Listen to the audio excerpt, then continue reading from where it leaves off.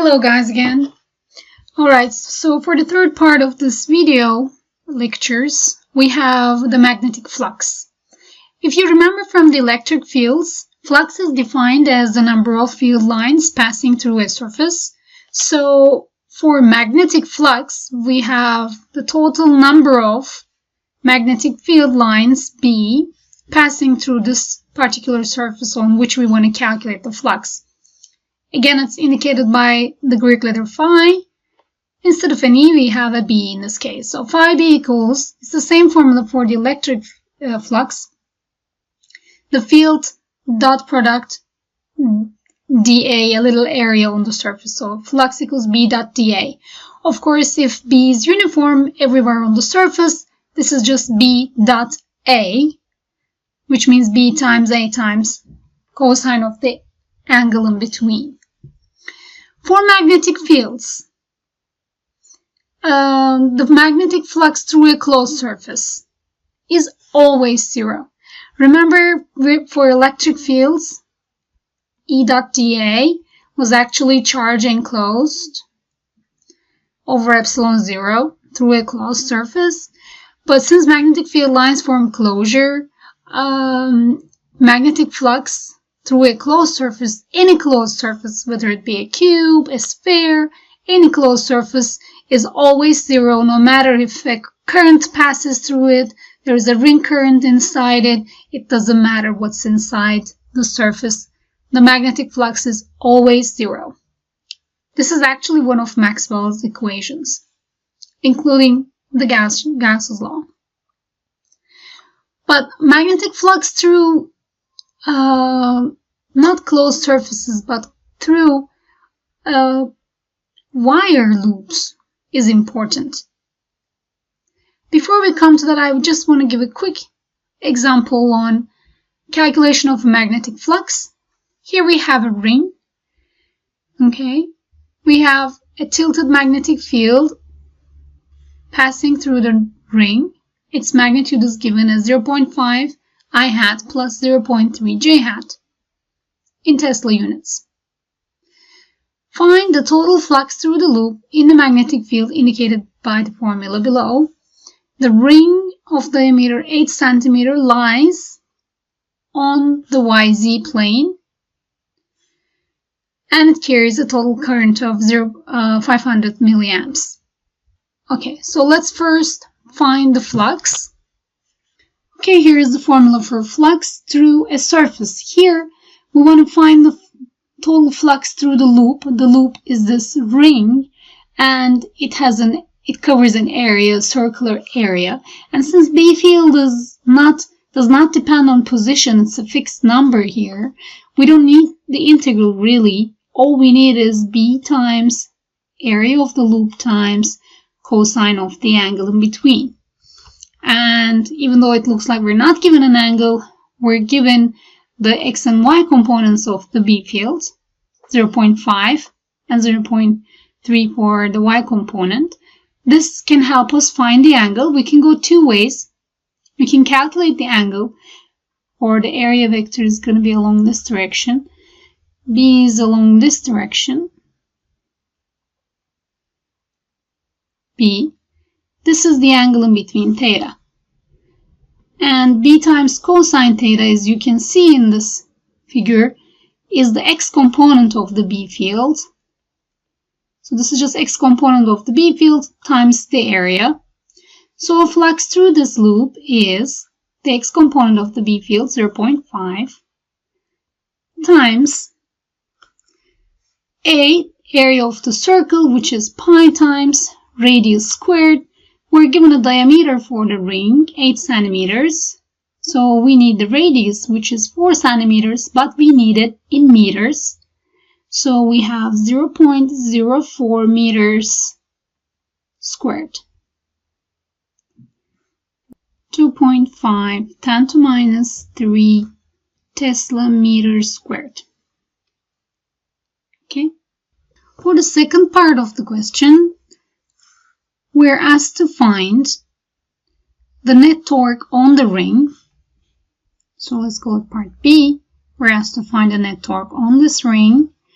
It is as you remember, mu cross B, which is I times the area vector across the B field, which is, let me get rid of the vector sign, I times A times B times sine of the angle between area and the B. Because mu points the same direction as the area vector, so this is our mu vector. So the angle in between is still theta. This time we have sine of theta. So we have 500 milliamps, which is 0.5 amps of current. Again, we have an area of pi times 0.04 meters squared. And this time we have b times sine theta, which is the y component, 0.3. So the torque on this ring is 7.5 10 to minus 4 Newton meters. And this torque is, let's find the direction, is towards, if we use our right hand rule, mu cross B, if we put our fingers along the area vector, fold them towards B, our thumb will show the direction along the z-axis out of the page. Or if we use the holding hands method, if we hold our hands so that our thumb shows towards mu and fingers show towards B, our palm will be facing along the z direction. So this torque vector is going to be along z direction, or torque vector going to be this many Newton meters along k hat direction. Alright, so that was an easy example. Well, this flux parameter is very useful for one very perfect law. It's Lenz's law. This law actually unites electric fields with magnetic fields. What happens is that if you have a loop of wire that is not connected to any source of current, any battery. So here we have a loop. Let's say we have a copper wire connected to a multimeter in an ammeter mode, meaning it's set to measure the current. Okay, so we have a multimeter here measuring the current through this wire that is bent in the form of a circle.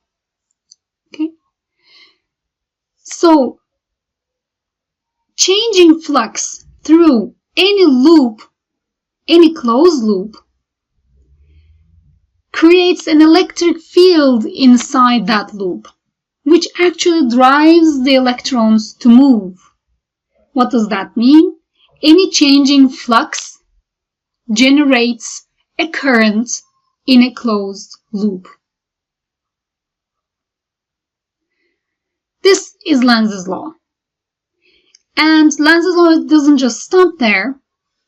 It actually tells you what kind of a current or what direction of a current will form in the closed loop. Okay, here in this example, we have a bar magnet that we are moving towards a ring wire, ring-shaped wire. Okay, so once we move the bar magnet along the direction shown here, we're actually imposing a magnetic field in the loop. And we're not just imposing it. As we move the bar magnet closer, we're increasing the magnetic field that is in the loop. So what happens in this case? So the magnetic flux through the ring increases as we push the magnet closer and closer to the ring. According to Lenz's law, this loop tries to keep the flux through itself constant. Alright? It wants to keep flux constant, which means any changes, it wants to oppose it. What are we trying to do? We're trying to increase the flux through the loop. So this loop will oppose the change and it will try to reduce the magnetic flux. How does it do that? It tries to reduce the magnetic flux by creating a field itself. Using the right-hand rule, we know that it will create a magnetic field to diminish or decrease this existing field that we're imposing. So this loop will try to create a B field this way. Let's call it B induced. Us trying to push the magnet forward, this loop will react by trying to create a magnetic field that is towards the opposite direction, so it keeps the flux constant. For the ring to be able to create this B field using our right hand, if you put your thumb towards this direction, your fingers of your right hand will be wrapping the loop in this direction shown, I. So this loop will create current running in this clockwise direction to reduce the effect that we're imposing on the loop. This is called Lenz's law, and this current is called the induced current, I induced. All right, field induced.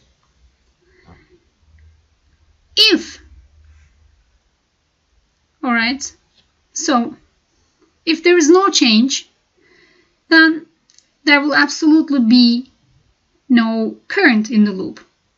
If we try to push the magnet and then just leave it there, let me pop up all the pictures. If we just push the magnet and then stop moving the magnet so that the flux is not changing in time, it's a constant value, well, this induced current will eventually disappear. We won't get any reading in our ammeter. If we try to move the bar magnet this time away from the loop, what are we doing this time? This time we are reducing the magnetic flux. Now, B field was originally towards the left. The loop will want to create a magnetic field, B induced, that is towards the same direction so that it increases the flux because we're decreasing it. It's opposing the change.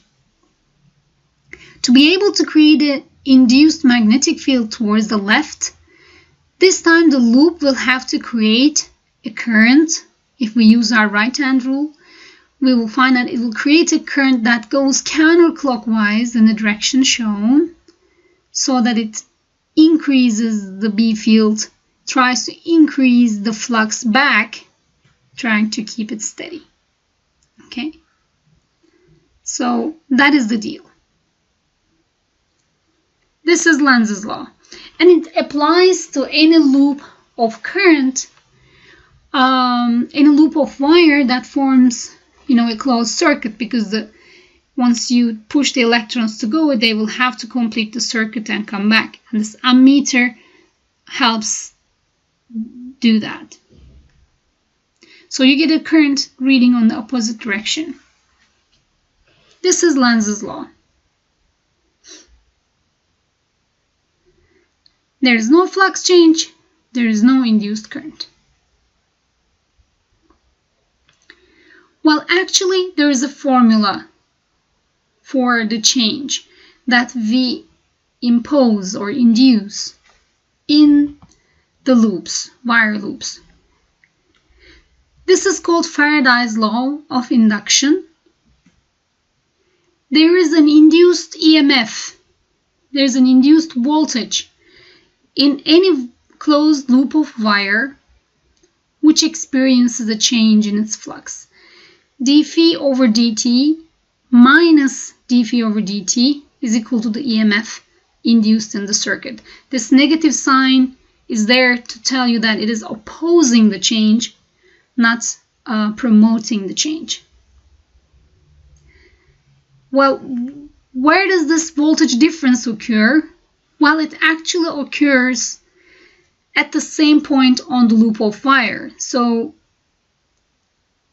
imagine this being a total closed ring. You would see an EMF, a voltage difference between these two ends of this ring of wire. That's where the EMF would be.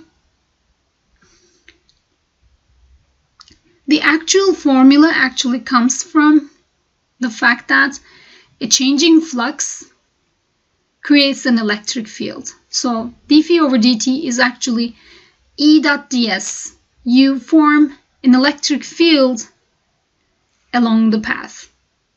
Okay, you form an electric field within the loop. That electric field drives the electrons. So the electrons will always go in a circle.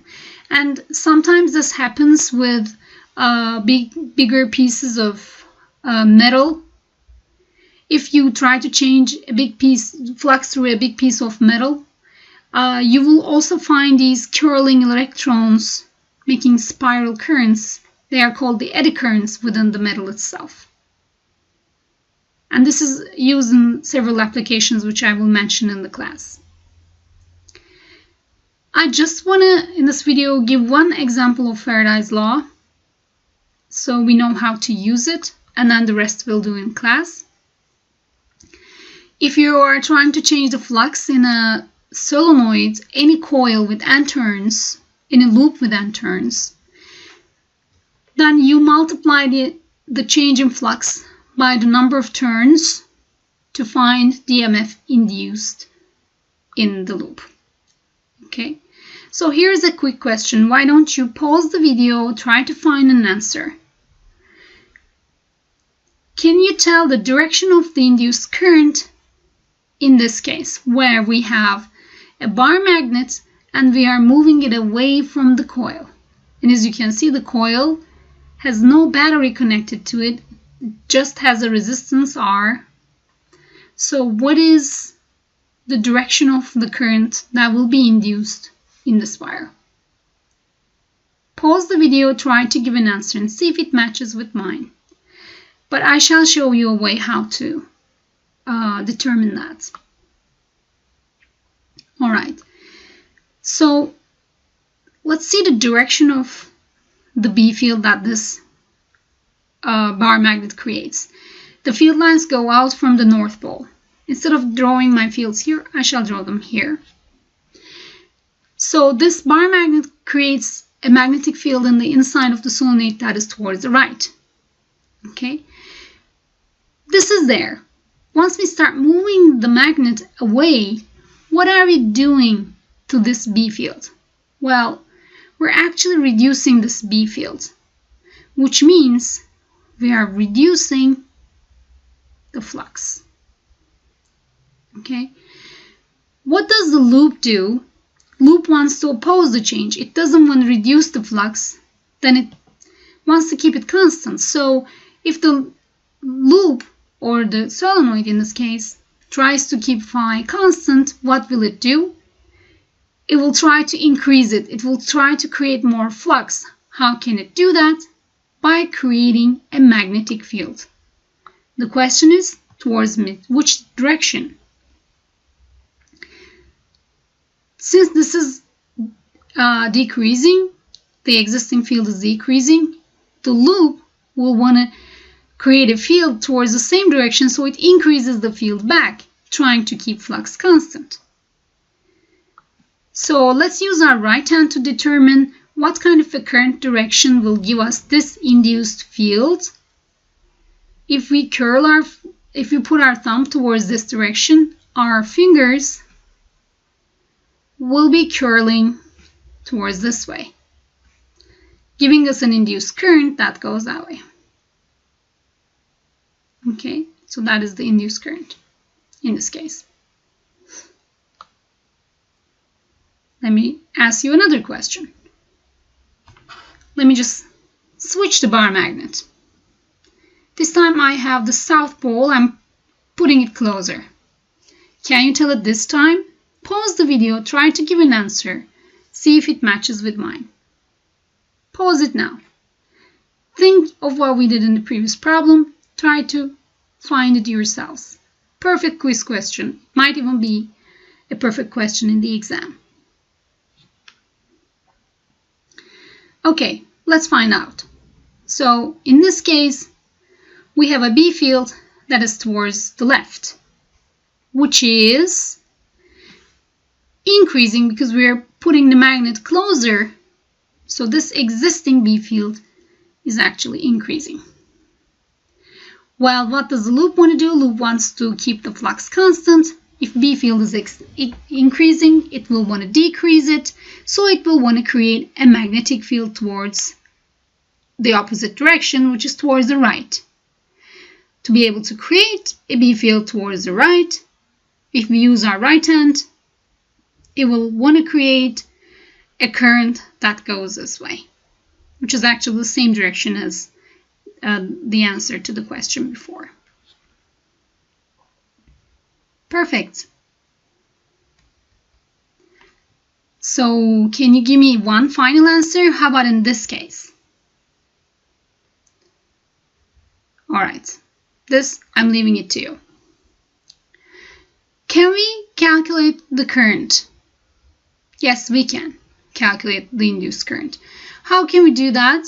Well, all we need to do is calculate B dot dA for this cross-sectional area. Using this cross-sectional area, we need to calculate the flux through this area, that is the area of the solenoid. Okay, so we do B dot dA integral, but if B field is uniform, we can just write B times A. All right. And instead of the EMF induced, we can say I induced times the resistance of the loop equals minus N turns times d over dt B dot A. So for any question, this is how we start out. We can always calculate the induced current, writing the equation all the way down till here. Then we try to answer this question. Is the B field changing or is the area changing? Okay, if B field is changing, for example, we can rewrite this as minus N times area times dB over dt.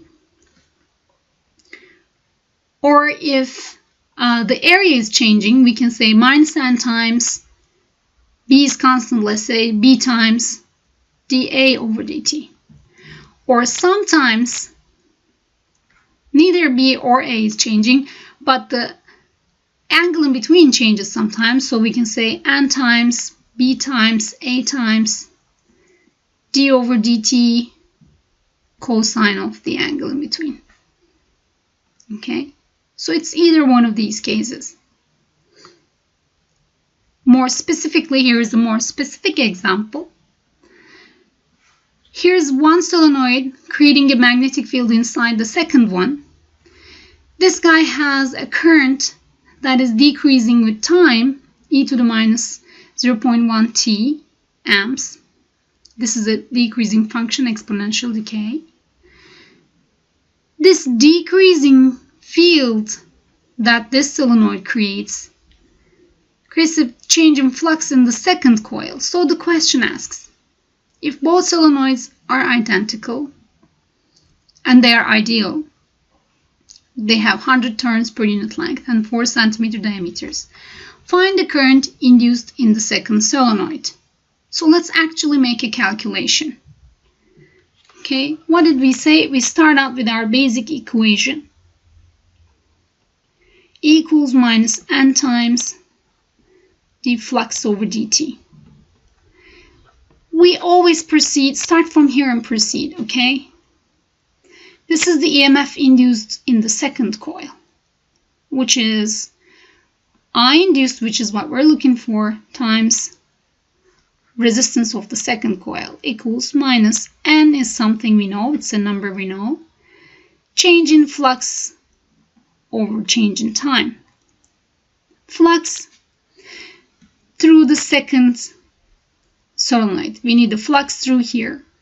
So we have an area times B field, and They are both aligned, so the angle is going to be 0 degrees. So we can just say B times A for the flux.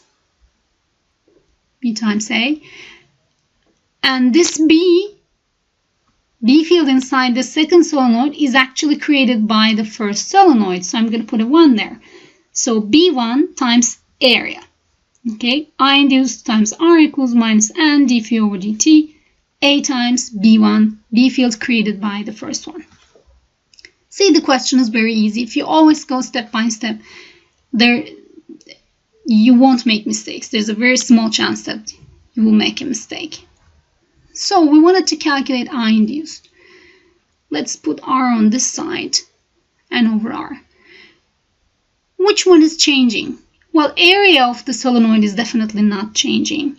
What is changing? The B field created by the first one is changing. Why? Because it has a changing current. Okay. B1. We actually need to calculate this B1. What was the magnetic field created by a solenoid? It was mu0 Ni. Okay. N was number of turns per unit length. Well, we forgot to mention the length of... No, we didn't forget. We have 100 turns per unit length. So we have mu0 times 100 times I, which is 5 times e to the minus 0.1 t. Okay. So that is our B1. Hence, the derivative of that is dB1 over dt is mu0 times 100, these are the constants, times 5. Now we get the constants in the front, 0.1, and we write the same function, e to the power minus 0.1 t. There's a negative sign. Okay. So there is our change in the magnetic field. So now we can calculate an I induced. We have N over R times the area. Okay. We have 500 times 0.1.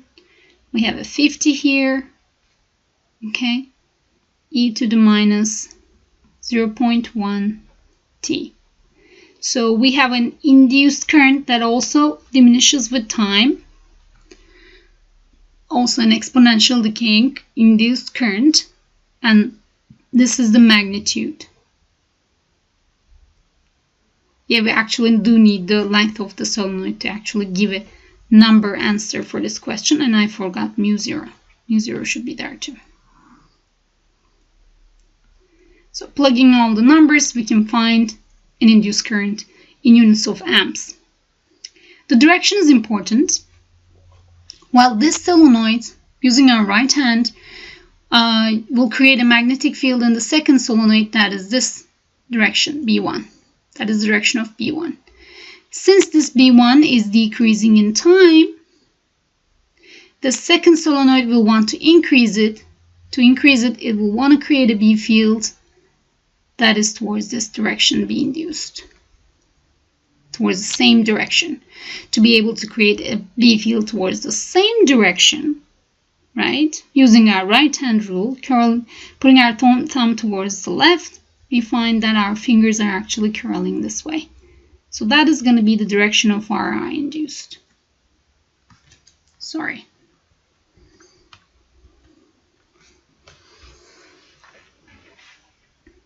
Okay. Well, here's another question, but I will cover this in class. All right. See you in class, guys. Good luck.